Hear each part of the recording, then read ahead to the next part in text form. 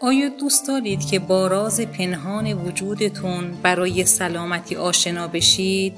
آیا تا به حال به اکسیژن بی‌نظیری که خداوند در جهان قرار داده فکر کردید که چگونه در سلامتی شما تأثیر شگفت‌انگیزی داره؟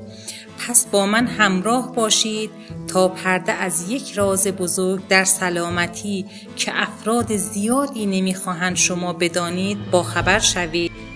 بالای 95% مردم کاملا به شکل اشتباه نفس میکشند و نمیدانند که با گذشت زمان چه بلایی بر سر تک تک سلول های بدنشون میارن.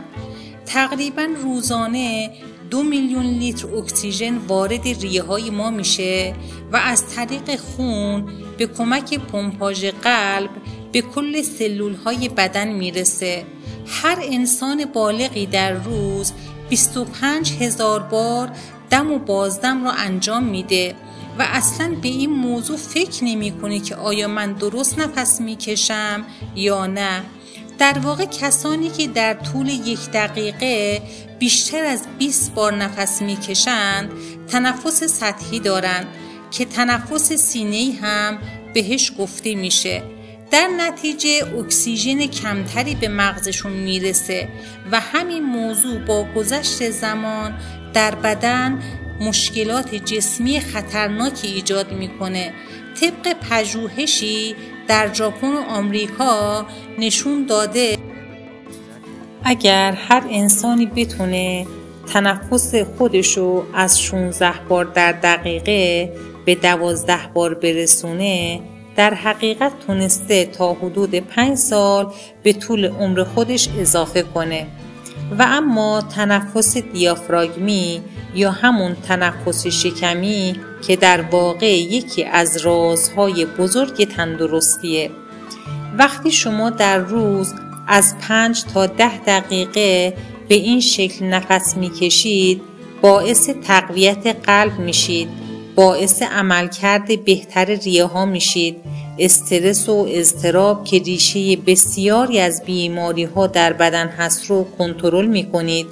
باعث افزایش انرژی در بدن با تأمین اکسیژن بهتر به سلول های بدن که کمک میکنه تا احساس سرزنده تر و پرشور و شوق در طی روز داشته باشید. اینها فقط بخش کوچکی از تأثیر تنفس شکمی هست که در ادامه خواهم گفت که چگونه فقط با 10 تا 15 دقیقه تنفس چطوری سلامتی رو در بدنتون به ارمغان بیارید. و اما دوستان، برای حمایت از ما کافی ویدیو رو لایک کنید و دکمه سابسکرایب رو بزنید و زنگوله را فعال کنید. تنفس صحیح باید از طریق بینی انجام بشه، نه از طریق دهان. در تنفس عمیق باید شکم رو درگیر کنیم، نه فقط ریه ها رو.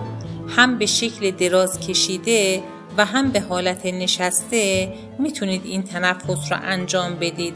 اما برای کسانی که تازه کار هستن، دراز کشیده براشون بهتره این تکنیک رو انجام بدن. در محیط آرامی دراز بکشید، بدن خودتون رو راحت و تمرکز خودتون رو بر تنفس شکمی جلب کنید. یک دست رو بر روی قفسه سینه و یک دست دیگر رو بر روی شکم خودتون بذارید. یه بالش زیر سرتون و یه بالش کوچیک زیر زانوهاتون قرار بدین. حال سعی کنین طوری نفس بکشین که قفسه سینه‌تون حرکت کمتر و شکمتون موقع دم و بازدم بالا و پایین بره. دم با بینی 3 تا 5 ثانیه بشمرید و در حد توان به طوری که به ریه هاتون فشار نیاد، یعنی به مدت 3 ثانیه اکسیژن رو حبس کنید و نگه دارید و بعد دوباره 3 تا 5 ثانیه بازدم رو از طریق دهان انجام بدید.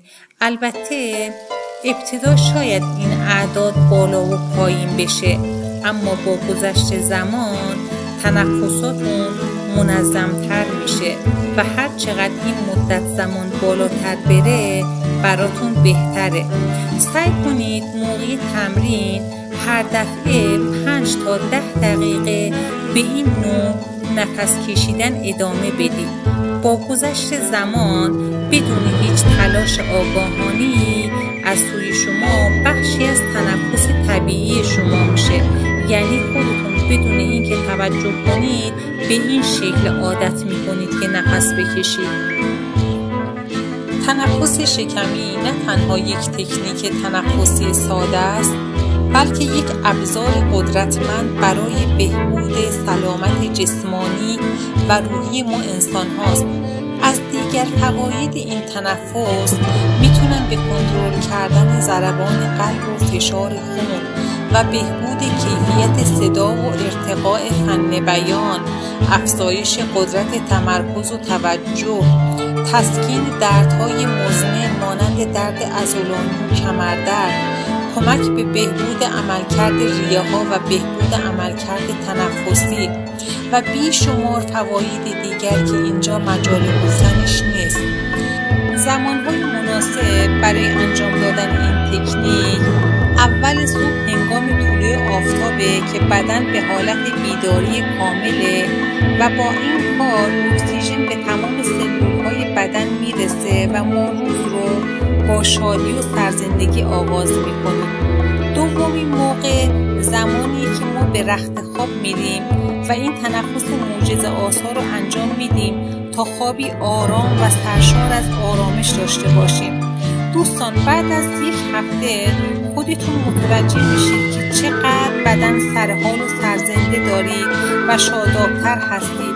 حتی پوست صورت هم به شکل عجیبی روشن‌تر و شادابتر میشه.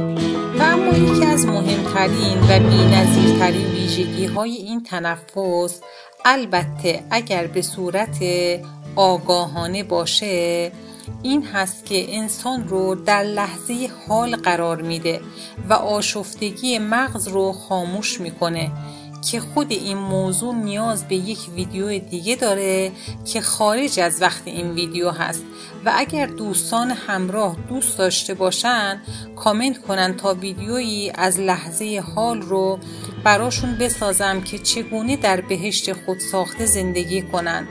و اما در ویدیوی بعد سخنانی از آلبرت انیشتین که نمیخواهند تو بدانی با من همراه باشید.